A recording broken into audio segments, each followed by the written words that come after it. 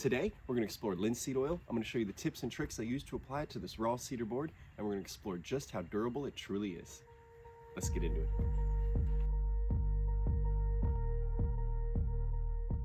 All right, guys, now that we're back inside, we've got our freshly sanded board. We're going to make sure we check one last time for any residue. We'll use a damp paper towel to wipe the board clean, make sure there's no residue left on the towel. Then we'll come back in, we'll use a dry paper towel, and we'll check one last time just before applying the oil.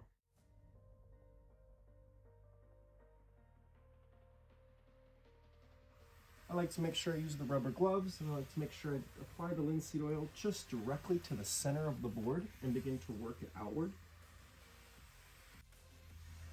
You'll notice if you come back, or when you come back, between coats, the knots will be the areas that absorb the most. So as you're applying this first coat, you just want to make sure you give a lot of attention to those knots and to those areas. First coat, we're going to let this sit for about 4 to 5 minutes. We're going to see what penetrates and what doesn't. Any of the areas that don't have penetration, maybe have oil that's sitting on top, we're going to take the rag and we're going to then make sure we kind of move that oil into the areas that look like it has penetrated the most, which would be most of the time your knots or your heavy grain areas. So we'll work in, we'll make sure we kind of move it around and give those areas a little bit more attention. Real quick, guys, at the time of shooting this, I still have less than 1,000 subscribers. If you feel I've earned your viewership so far, please consider dropping a comment, drop a like below, and even consider subscribing to help support the channel.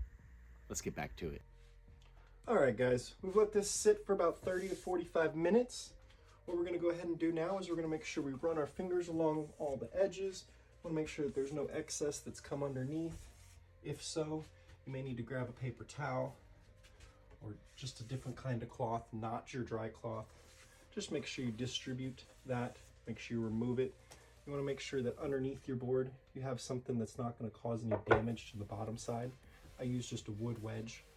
Then you're going to come in, you're going to take that dry cloth, and you're really going to just try to distribute any oil that happens to be left. If you babysitted the board long enough, you were able to distribute that oil amongst the board already. So there shouldn't be too much excess to remove. If you do need to remove excess, like I say, I would recommend just a paper towel, maybe once or twice, but then come back with something that's cloth that you can really just kind of give a buffing. You want to take that last little bit that's left on the surface, you want to put a little elbow grease, really buff it out. This is where that grain's going to start to pop. It's going to start to give a little bit of a fun shine to it. I don't know how else to describe it than metallic. Every board, every species is going to be a little bit different, but this is where it really starts to come alive. So we're going to make sure we buff this out very, very nicely. There shouldn't be much left except for just a hint of oil that'll come up on your fingertips. We'll let this sit for about another hour. We'll double, triple check before we wrap her up and let it sit for the night. We want to make sure that over the next hour, these main attention points don't dry back out. If they do, we'll come back and we'll repeat the process once again until we can get these areas to not accept any more oil. All right, guys, we're back outside. We let the board dry out overnight. Now we're going to take the 3000 grit sandpaper. I'm going to show you how I polish this surface out and really bring it to its full potential. And I decided, before I let you go, I'm going to show you how I use a crystal clear paste wax to just add a little bit more durability. And we're going to test just how much more durability and if it's worth your time and your money. Now we're back outside. We let the board dry back out overnight. We're gonna take that rag from yesterday. Still got a little bit of oil left on it. We're gonna really rub down this entire board. Add a little bit of moisture to the board so that we're not working on a completely dry surface, and it reduces the probability that we would end up burning through with this 3000 grit. I'm gonna take this 3000 grit.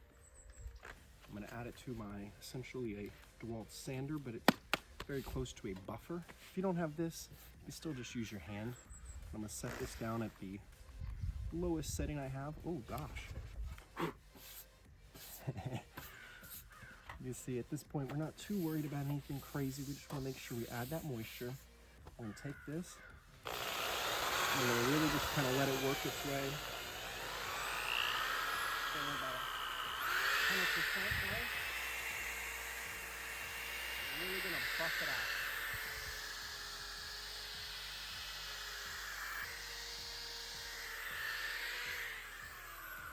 You'll immediately be able to tell the finish is so much slicker, so much more tight grained. It'll really help penetrate or, reject any moisture that may come onto this surface.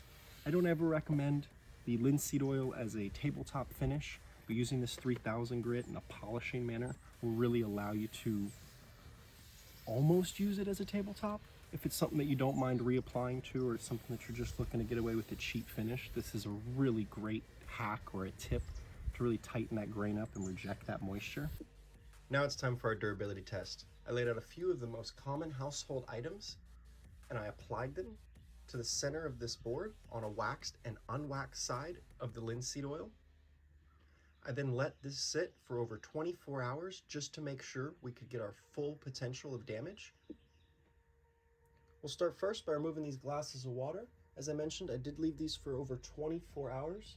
So the water rings are going to be your worst case scenario damage. They're filled completely to the top with ice, and we let them sweat all the way down. Come in.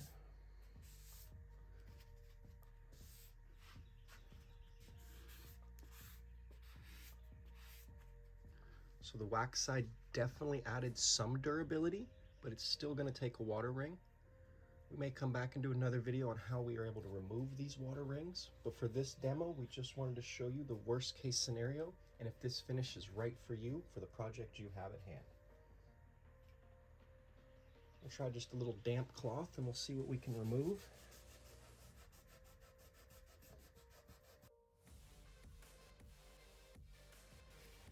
So the green paint was definitely a great choice to test this durability. You can see that we still have a green hue that's left.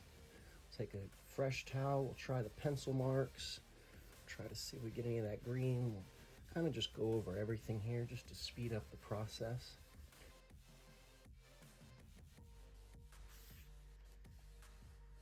So after just using a little bit of water, you can see we weren't able to remove much of it. Now we'll come in with a dry eraser, something a little bit more abrasive.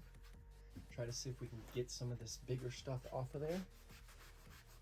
See how much of a difference it makes.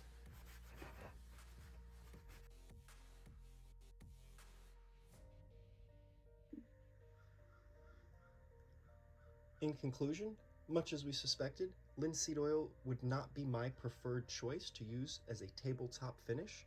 You can see that the wax side did offer a little bit more protection and allowed us to remove the paint and the Sharpie and the paint pens a little bit better than the unwaxed side, but we still have some pretty good penetration from those products. Therefore, I would not recommend this finish for a tabletop. Stay tuned to the rest of the videos in this series and you'll see some other finishes that may offer way more protection for around the same dollar. Thanks for watching, guys.